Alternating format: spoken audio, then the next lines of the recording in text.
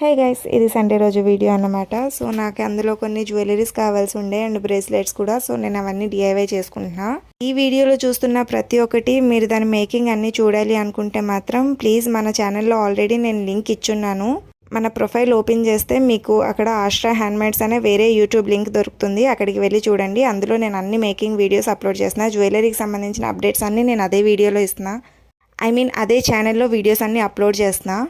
సరే, ఇంకా మెయిన్ ఈ వీడియో టాపిక్ వచ్చేస్తే ఏం లేదు గైస్. ఇంకా ఆ రోజు జ్యువెలరీస్ అన్నీ చేసేటప్పటికి నాకు 4:30 ఇలా అయింది టైం. అప్పుడే మెల్లగా ఆకలి కూడా వేయడం స్టార్ట్ అయ్యింది. ఇంకా ఇంట్లో ఏమున్నాయని చూస్తే ఇన్స్టెంట్ సూప్ కనిపించింది అనమాట. సో నాకు తెలిసిన టిప్ ఏంటి అంటే, ఆ సూప్ని మీరు అలానే హాట్ వాటర్లో వేసి తాగేయడం కన్నా కొంచెం మన సొంత తెలివితేటలని కూడా ఉపయోగిస్తే సూప్ కొంచెం తాగాలనిపించే అంత టేస్ట్కి వస్తుంది అనమాట. లైక్ అలా కొంచెం సాసెస్ వేసుకొని, ఇలా కార్న్ఫ్లెక్స్ ఉంటే కార్న్ఫ్లెక్స్ వేసుకోండి, లేదంటే ఇలా మిక్చర్ వేసేసుకోండి. ఇంకా సూప్ని ఎంజాయ్ చేసేయడమే గైస్. ఈ వీడియో అయితే నచ్చినట్టయితే లైక్.